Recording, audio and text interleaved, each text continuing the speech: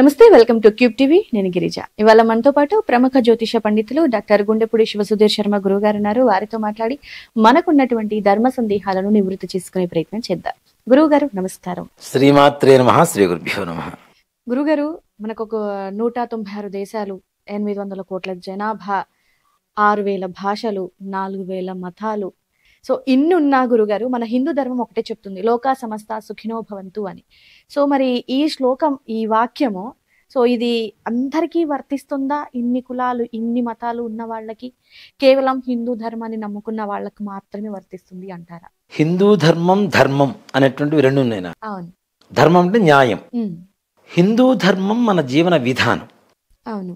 ముఖ్యంగా ఎన్నింటికి లేవాలి, ఎన్నింటికి పడుకోవాలి, ఏం తినాలి, ఏ కాలంలో ఏ రకమైనటువంటి ఫుడ్ తినాలి, ఏ ఫుడ్ తింటే ఆరోగ్యవంతంగా ఉంటాం, ఏ సమయానికి లేవాలి, ఏ సమయానికి పళ్ళు తోముకోవాలి, ఏ సమయానికి భోజనం చేయాలి, ఏ సమయానికి నిద్రపోవాలి, ఎన్ని గంటలు నిద్రపోవాలి, ఇదంతా కూడా ఒక ధర్మం. హిందూ ధర్మం, సనాతన ధర్మం అని చెబుతూ ఉంటాం.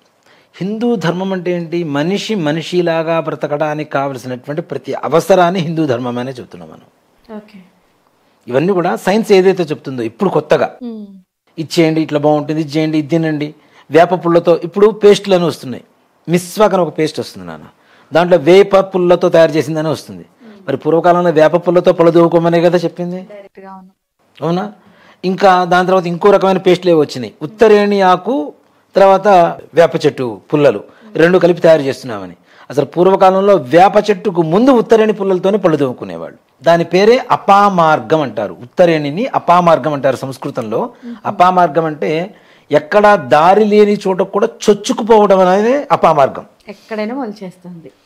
మన శరీరంలో కూడా ప్రతి నాడిలోకి, ప్రతి నరంలోకి చొచ్చుకుపోతుంది.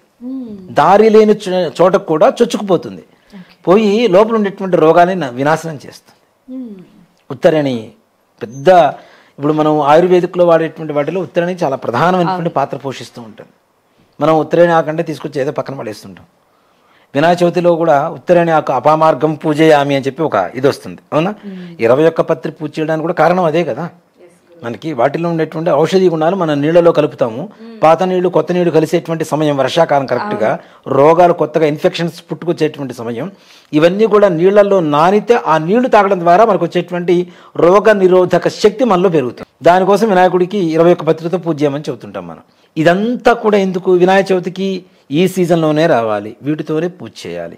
దీపావళికి క్రాకర్స్ అంటే ఇప్పుడు వెలుస్తున్నటువంటి డామ్ డామ్ సౌండ్లు కాదు, మతాబులు ఇట్లాంటివి ఎందుకు కాల్చాలి, అగరబత్తీలు ఎందుకు పెట్టాలి, దీపాలు ఎందుకు పెట్టాలి, ప్రతి ఒక్క దాంట్లో కూడా సైంటిఫిక్ రీజనేగా.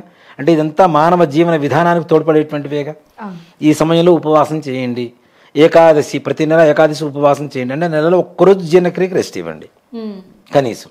అంటే ఇవంతా కూడా గొప్ప సైన్సుని ఎన్నో వేల సంవత్సరాల క్రితం కనుక్కున్నదే మన సనాతన ధర్మం, హిందూ ధర్మం. మీరు అడిగినట్టుగా సర్వే జనాశుకునో భవంతు సమస్త సన్మంగళాని భవంతు, దీనికి ఇంకో వాక్యం కూడా ముందుంటుంది నాన్న. గోబ్రాహ్మణేభ్య శుభమస్తు నిత్యం లోకా సమస్తా సుఖినో భవంతు. గోవులు బ్రాహ్మణులు ఎక్కడ ప్రశాంతంగా ఉంటారో అక్కడ ప్రశాంతత తప్పనిసరిగా ఉంటుంది.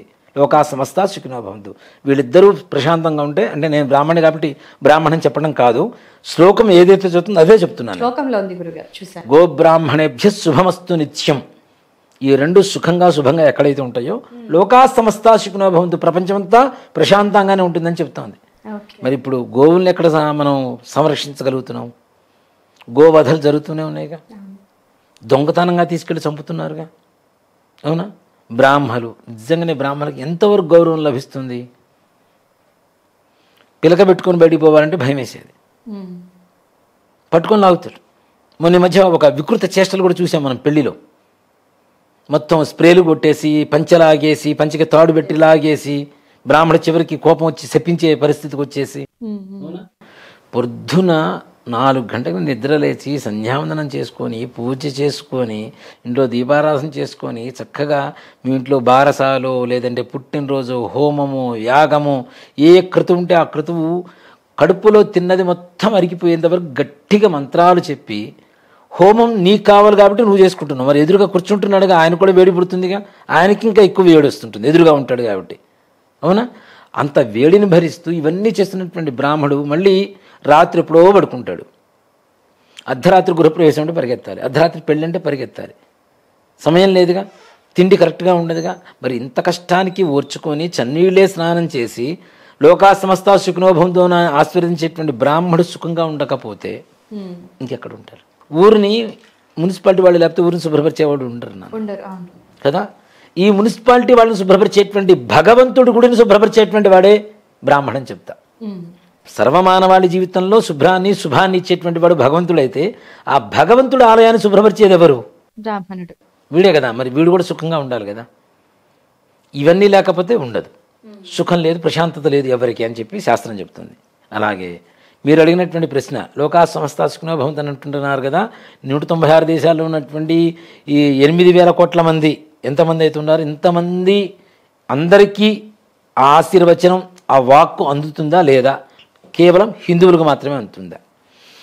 కులమత భేద విచక్షణ రహితంగా ప్రపంచమంతా సుభిక్షంగా ఉండాలి అని చెప్పి కోరుకునేటువంటి ఏకైక ధర్మమే మన హిందూ ధర్మం.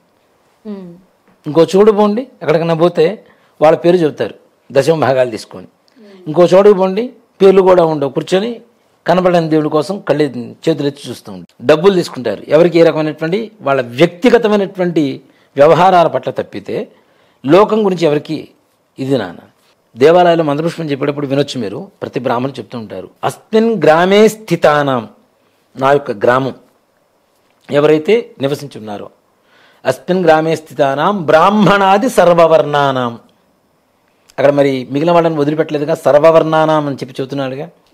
బ్రాహ్మణాది సర్వవర్ణానాం వ్యాధి చోర దుర్భిక్ష అతివృష్టి అనావృష్టి రాజబాధాది సర్వ ఉపద్రవస్యాంత్యర్థం అని చెప్పి సంకల్పం చెబుతాం.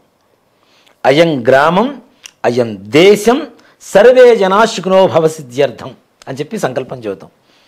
మనం ఉండే ఇప్పుడు మీరెవరు అంటే మీ నాన్నగారి పేరు చెప్తారు, మీరెవరు అంటే మీ కులం పేరు చెప్తారు, మీరెవరు అంటే మీ మతం పేరు చెప్తారు, మీరెవరంటే మీ ఊరి పేరు చెప్తారు, మీ జిల్లా పేరు చెబుతారు, మండలం పేరు చెబుతారు, రాష్ట్రం పేరు చెబుతారు, తర్వాత దేశం పేరు చెబుతారు. అవునా? కానీ ఇక్కడ ఏం చేస్తున్నాం మనం ఉండేటువంటి గ్రామం, మన దేశం, మన రాష్ట్రం, ప్రపంచమంతా కూడా సుభిక్షంగా ఉండాలి. ఎవరికి ఏ రాజ్యంలో ఉండేటువంటి రాజు వల్ల అయినా వచ్చేటువంటి బాధలు ఉంటాయి, రాజబాధాది సర్వ ఉపద్రవస్యాంత్యర్థం. ఉపద్రవాలు వస్తుంటాయి, తుఫాన్లు వస్తుంటాయి, సునామీలు వస్తుంటాయి, అలాంటివి రాకుండా ఉండాలని. వ్యాధులు లేకుండా ఉండాలని. చోర దొంగల భయం లేకుండా ఉండాలి అని. అగ్ని భయం, ఈ ఎక్కువగా యాక్సిడెంట్స్ జరుగుతుంటాయి కదా, ఫైర్ యాక్సిడెంట్స్, అలాంటివి జరగకుండా ఉండాలని. సర్వే జనా సుఖనోత్యర్థం. సర్వే జనా సుఖనోత్యర్థం అంటే దాంట్లో హిందువులు మాత్రమే రారు, అన్ని మతాలు, కులాలు, దేశాలు, రాష్ట్రాలు అందరూ వస్తారు. అందరి క్షేమం కోరేదే హిందూ ధర్మం.